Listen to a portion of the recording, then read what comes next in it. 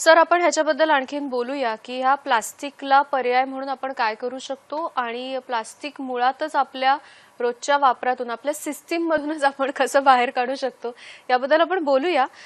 हे जे काही वस्तू आहे घराच्या, हे प्रसादामध्ये आपण ते काही याच्यामध्ये देतो, वाटीमध्ये मध्ये द्रोण मध्ये देतो प्लास्टिकच्या याच्यात, त्याच्याऐवजी हे इडिबल आहे, हे तुम्ही प्रसादासोबत हे सुद्धा खाऊ शकता।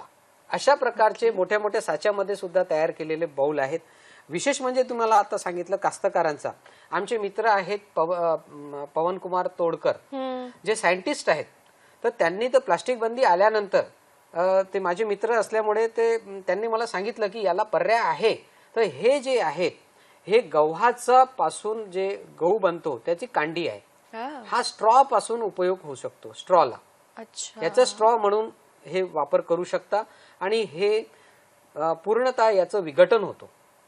बरं, परंतु हे सायंटिफिकली याला पूर्ण ज्या ज्या प्रकारे याच्यावर प्रक्रिया करून त्याचं पेस्टिसाइड आहे किंवा जीवाणू विषाणू कीटाणू जे काही आहे याच्यामध्ये पूर्ण याचा प्रक्रिया करून हा वापर करू शकतो। तिथे अजून एक इंटरेस्टिंग स्ट्रॉची गोष्ट आहे स्टीलची। ह्या सगळ्यापेक्षा हे सगळ्यात जास्त म्हणजे परमनंट स्ट्रॉ, म्हणजे आपल्या घरी किंवा सफरमध्ये किंवा जेव्हा प्रवासामध्ये तुम्ही जाल, मी सांगितलं की आमचे मित्र आहेत जे आता पुण्यामध्ये होते, आता बँगलोरमध्ये आहेत जागृती म्हणून, त्यांनी अशा प्रकारचे असे स्ट्रॉ बनवलेले आहेत, म्हणजे जेणेकरून तुम्हाला परमनंट रियुजेबल आहे आणि तुम्ही वापरू शकता पुन्हा पुन्हा। जसे स्टीलचे भांडे आपण पुन्हा पुन्हा वापरतो, म्हणजे पुन्हा पुन्हा खर्च याच्यावर करायची आवश्यकता नाही। आणि प्लास्टिकला पर्याय म्हणून हे आहेत, हा बांबूचा सुद्धा वापर करू शकतो।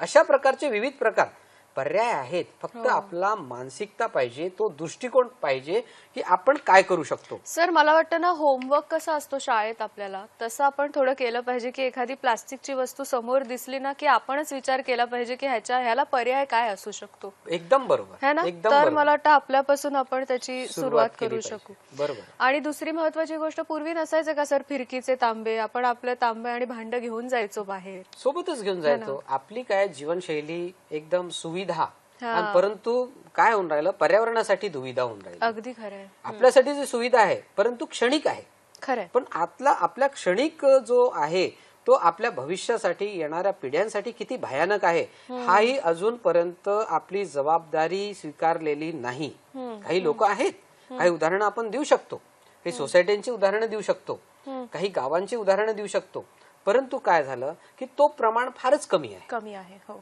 आणि तो वाढवायचा असेल तर ती आपल्या डोक्यातली जी मानसिकता आहे ती कमी, म्हणजे ती बदलावी लागेल। आणि तो आता एक उदाहरण म्हणजे काय सांगतो तुम्हाला, कचरा वेगवेगळा करावा सांगतात, बरोबर आहे, का बरं करावा?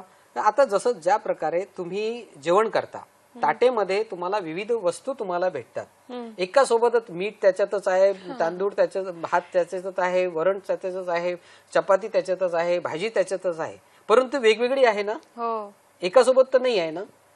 ते वेगवेगळी करून ज्याला जसं पाहिजे त्या प्रकारे तो खातो।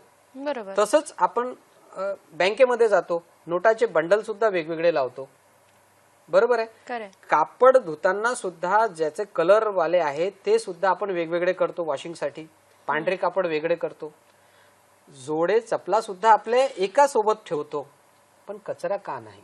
एक्झॅक्टली। आणि कचरा आपण वेगवेगळा केला तर हा कचरा, आधी सांगितलं की धन कचरा होऊ शकतो। सरांनी इतकं छान उदाहरण दिलं की मुळात सेग्रिगेशन करायची आपल्याला सवय आहे, आपण सगळ्या गोष्टीत करतो, फक्त आता त्याच्यामध्ये कचऱ्याचा सुद्धा सहभाग करणं आणि प्रामुख्याने सहभाग करणं फार गरजेचं आहे।